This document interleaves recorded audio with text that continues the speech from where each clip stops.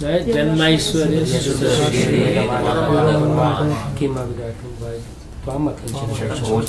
Yeah, Gochara.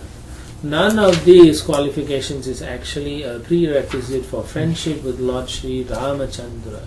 Otherwise, how is it possible that although we uncivilized inhabitants of the forest have not taken noble births, although we have no physical beauty, and although we cannot speak like gentlemen, Lord Ramachandra has nevertheless accepted us as friends. So basically, devotion. Okay? Kinchana Gochara. You don't need anything. All you need is Bhaktyamam Jananti. So through bhakti, you can win the heart of Krishna. Just like the gopis.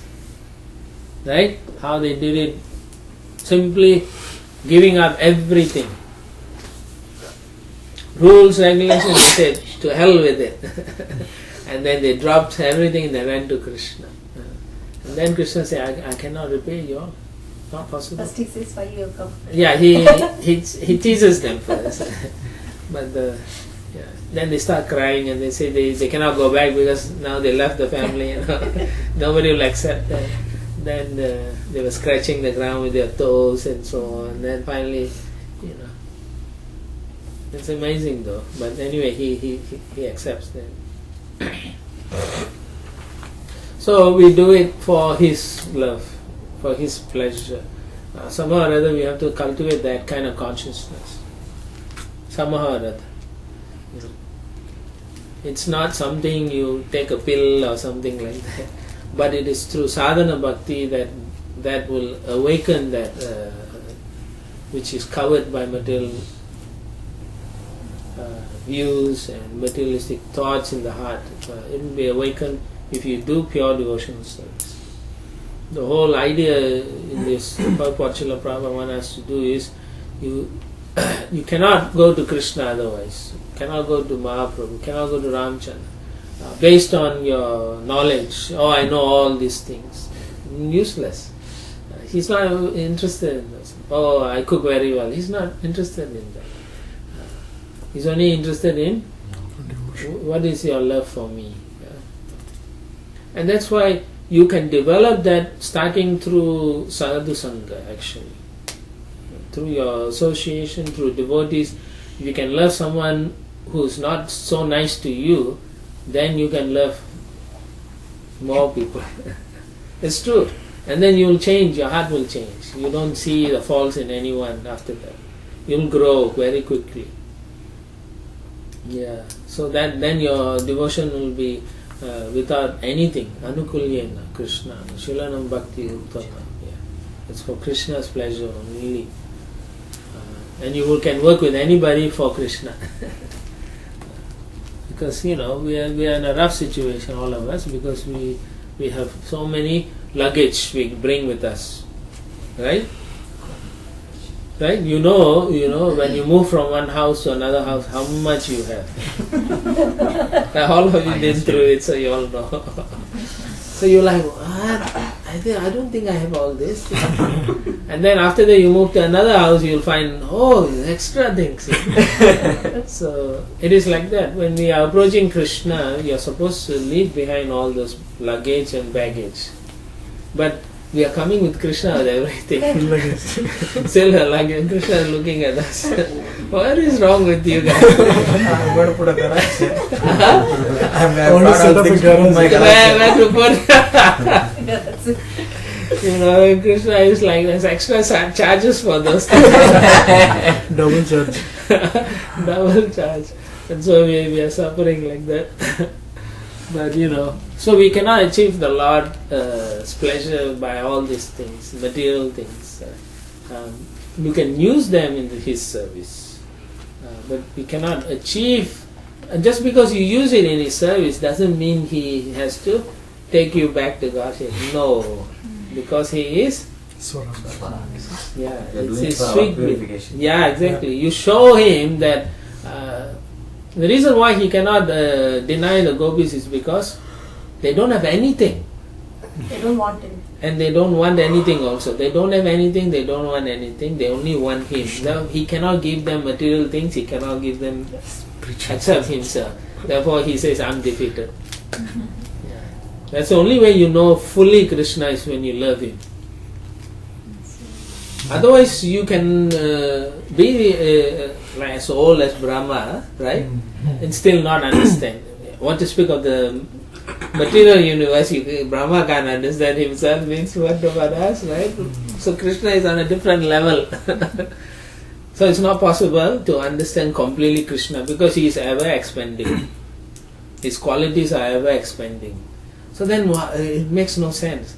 The only things that make sense is loving him.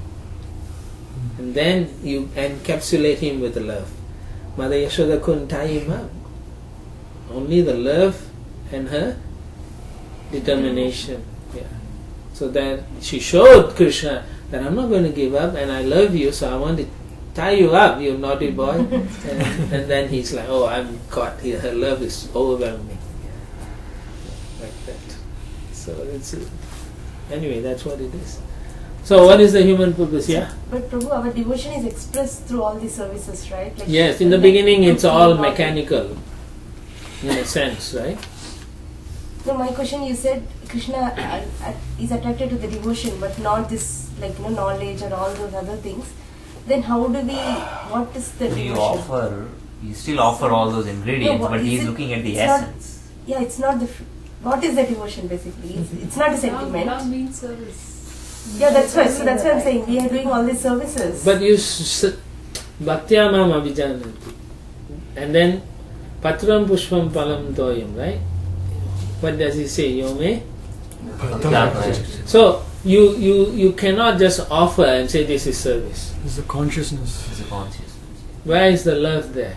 For example, your husband says, cook for me nice mooli paratha.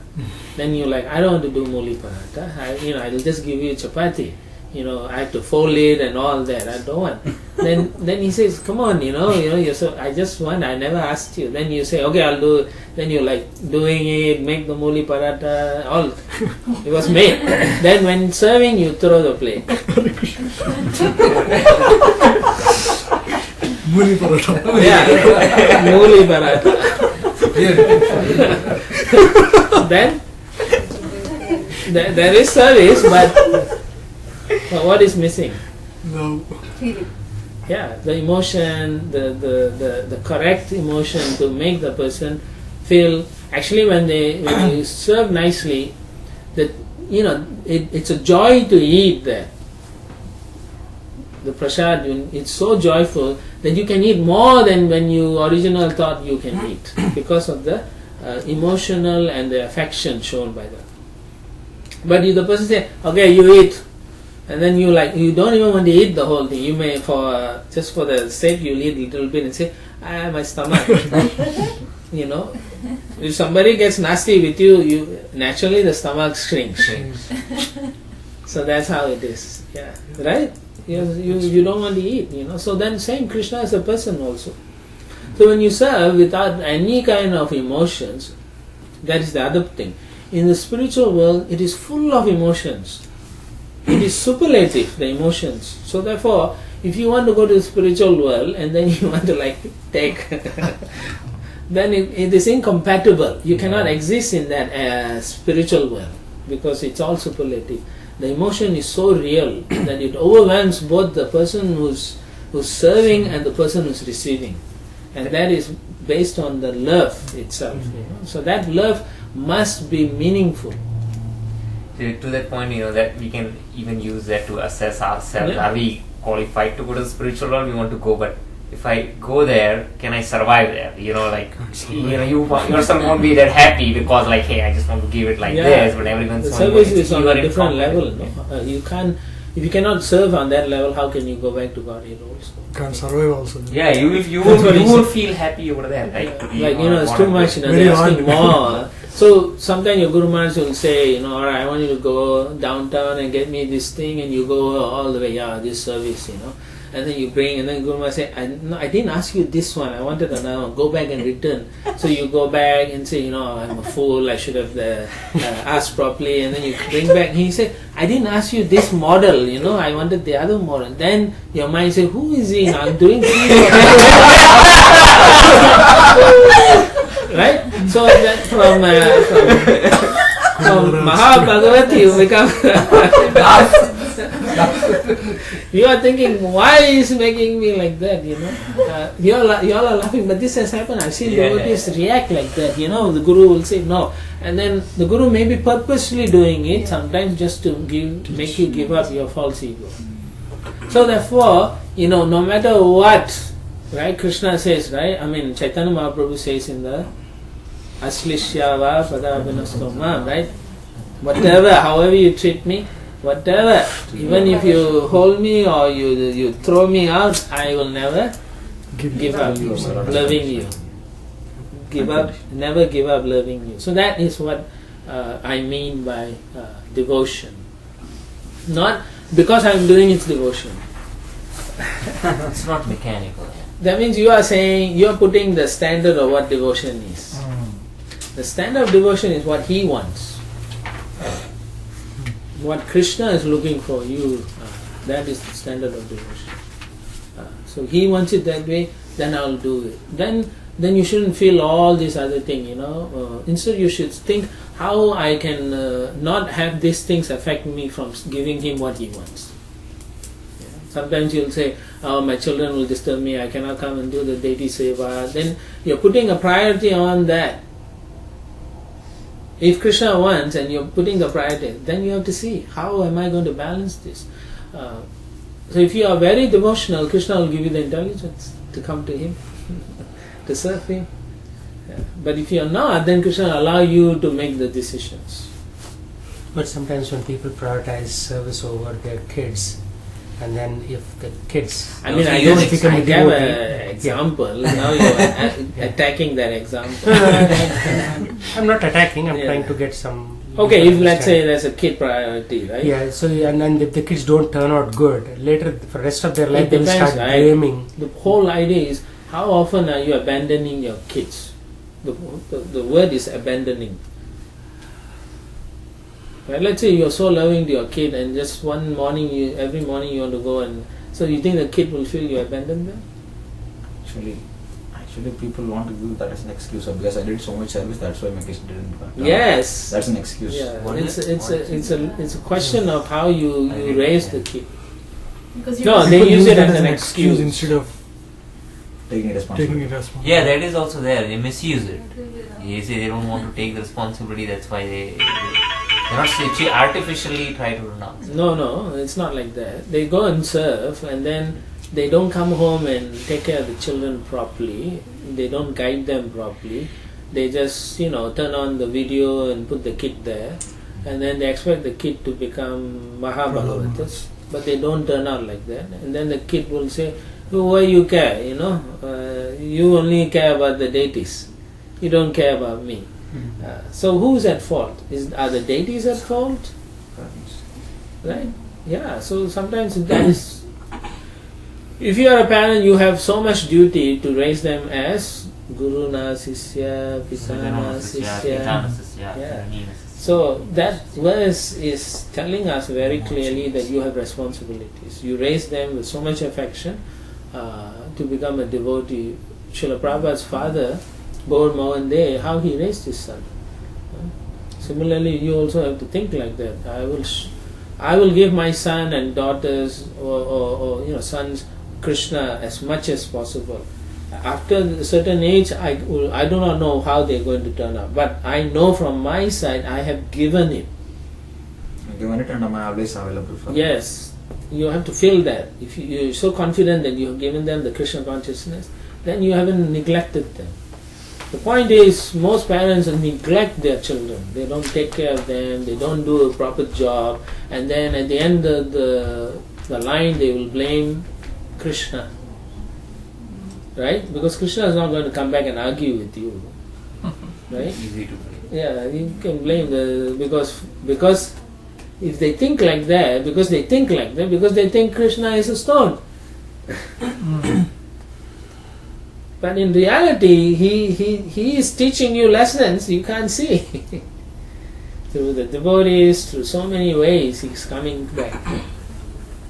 So, how you raise a child is very important. You have to prioritize. When the child is like a baby, right? Then the mother has to spend all time with the child. She can't say, I'll do the deity worship, then a child alone in the home. That is neglectful again. No, raise the child until he or she is able to fend for themselves. And then maybe 8, 9 years old, maybe, yeah. Then okay, I'm going to the temple to take care. I'll come back and take care of other things. Then the child will know, yeah, my father, mother love me, And how much time is more an average parent is spending in the temple? Tell me. Right? How much time? 6 hours a week. 6 hours a week only, right? And then how many hours a week? So the quality is important. Yeah. So if you spend an hour in the temple, how can the child say you have neglected me?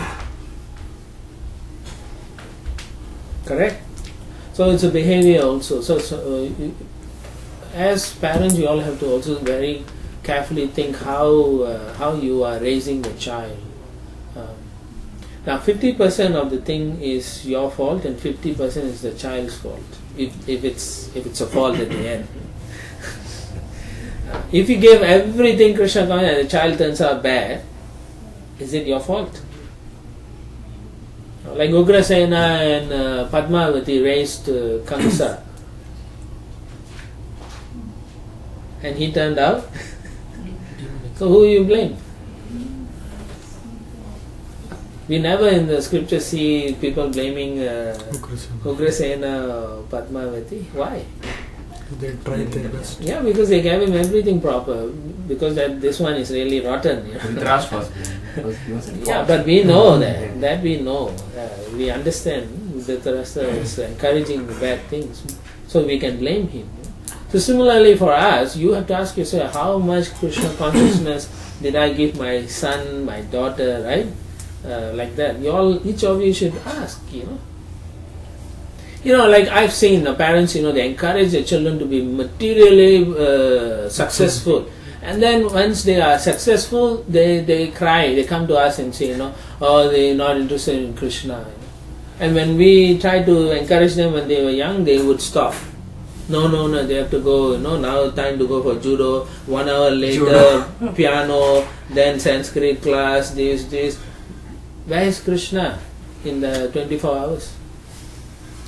So you have to give time, quality time with Krishna for them, quality time you yourself give to show them that you care for them, that you love them.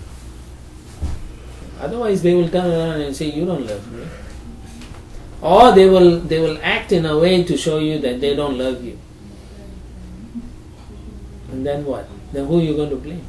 You're going to blame yourself and say, because I went to temple, now this is the situation. Right? It's not true though. It's so easy to blame someone else. Does that answer the question? Yes, thank you. Yeah. I think we'll stop now for lunch. We'll start at 2:10, 2:15. Srila Prabhupada ki jai.